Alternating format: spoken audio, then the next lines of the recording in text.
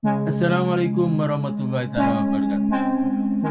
Berjumpa kembali dengan channel Apoy Madura. Saat ini seperti biasa kami ditemani dengan salah seorang budayawan dari Kota Keris Sumeneb. Beliau adalah Bapak Agus Sugianto SPD. Selain itu beliau adalah Kepala SDN Panaungan 3 Kecamatan Pasongsongan Kabupaten Sumeneb, dan beliau merupakan guru penggerak satu-satunya di wilayah Kecamatan Pasongsongan untuk jenjang sekolah dasar.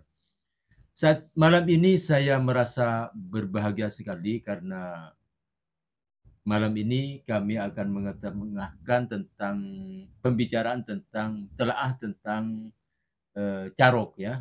Mungkin nanti akan diterangkan secara lebih luas, lebih rinci, lebih berbobot dan lebih bermakna tentang apa itu carok. Baiklah, kita langsung bertanya dengan Bapak Agus Sugianto tentang carok itu sendiri. Persilakan, Bang. Baiklah, terima kasih sebelumnya. Ya.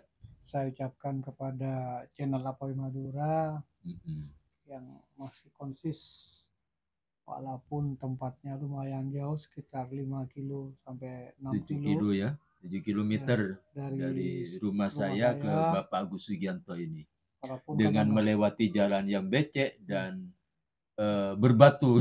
Walaupun pada akhir-akhir ini musim penghujan, tentunya tantangannya lebih berat, tapi karena semangat 45 dalam rangka melestarikan berbagai budaya adat istiadat dan seni-seni tradisional, jadi beliau tetap konsisten merasa terpanggil untuk melestarikan budaya itu. Jadi saya mengucapkan terima kasih yang tidak terhingga.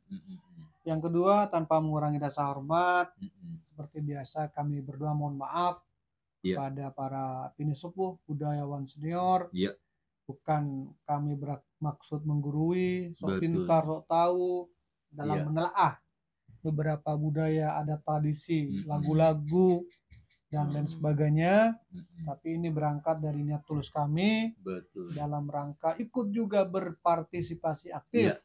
Walaupun partisipasi tersebut berupa langkah kecil kami. Langkah kecil, betul. Tapi tujuan murni kami adalah melestarikan.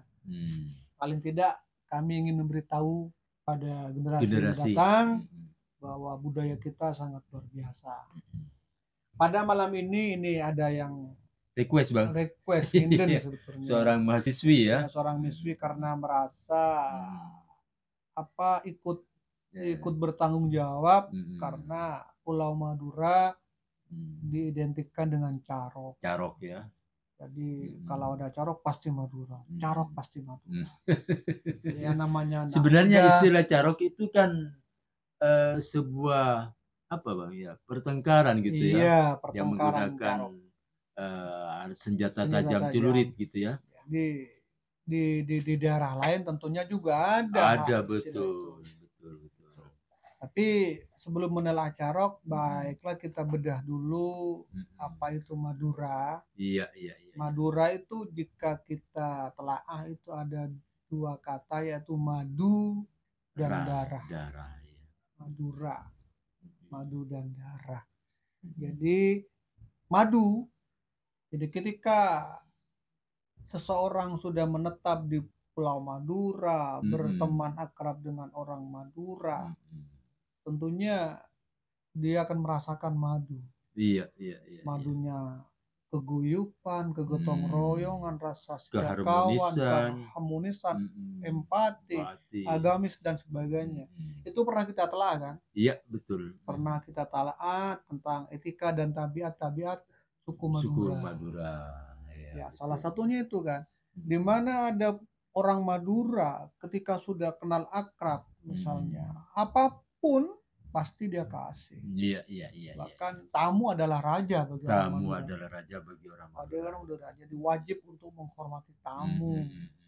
Jadi setia kawan, jika kawannya berduka juga ikut berduka. Makanya tidak heran jika orang Madura itu merantau pasti ada di mana-mana. Di mana-mana, betul. Bahkan di luar negeri juga banyak orang Madura. seperti di Arab Saudi luar biasa Iya, banyak luar ya. biasa.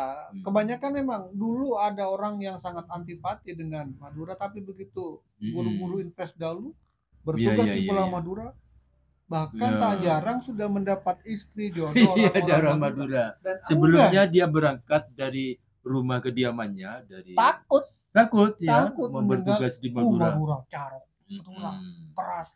Tapi begitu dia nyampe ternyata luar biasa rasa kekeluargaan, merasa nyaman itu merasa berada nyaman di Pulau Madura, gitu ya. Bahkan dia tak jarang ada yang mendapat jodoh istri orang Madura. Itu sangat luar biasa. Sangat luar biasa lah Madura itu kan, Madura. Nah, darah ini ketika akan kontradiksi, di satu sisi akan merasakan madu, tapi ketika seorang Madura itu dilecehkan, diusik ya. Paling tidak harga diri, harga dirinya diusik, maka tidak ada jalan lain kecuali penyelesaiannya melalui darah. Carok itu sendiri, darah Madura itu. Jadi bisa dikatakan pasti kita sebenarnya istilah carok itu kan pertengkaran. Di daerah lain mungkin pasti ada juga pertengkaran semacam itu, kekerasan gitu ya. Nah, mengapa orang Madura itu sangat membela harga diri? Karena kita telah bahas tempo hari tentang peribahasa Madura. Lebih bagus pote tolang, tempeng pote mata. Lebih baik putih tulang, wajib itu putih tulang, karena memang tulang itu putih daripada putih mata. Orang putih mata itu, jadi kita perhatikan ketika kornea mata kita hanya tinggal putihnya, tidak ada lensanya, maka dia buta, tidak bisa melihat, apa-apa. Jadi intinya ketika seseorang harga dirinya diinjak-injak, dinodai, dilecehkan, tapi dia tetap diam, tidak melakukan pembelaan diri, maka dia dikatakan putih mata, sama dengan orang buta. Betul. Harga diri ini menyangkut apa saja. Jadi harga diri yang paling dijunjung tinggi sama orang Madura itu terutama adalah istri, masalah perempuan gitu ya. Jadi nomor satu perempuan. Yang kedua adalah harga diri menyangkut orang tua. Betul. Ketika kedua orang tua dilecehkan, dihina pasti. Kemudian yang ketiga biasanya menyangkut guru ya. Ada istilah bepuk guru rato. Nah, tapi carok versi dulu sama versi sekarang seakan sudah bergeser. Betul. Bergeser. Dulu ceritanya sering saya mendengar cerita dari mbah-mbah saya. Kalau ada carok misalnya, ada si Fulan misalnya kan, kemudian dia istrinya digoda, diganggu dan sebagainya, diusik dan sebagainya, bahkan sampai melakukan hal-hal yang di luar tidak senonoh, maka kalau si laki itu memaafkan ya sudah, nggak ada masalah.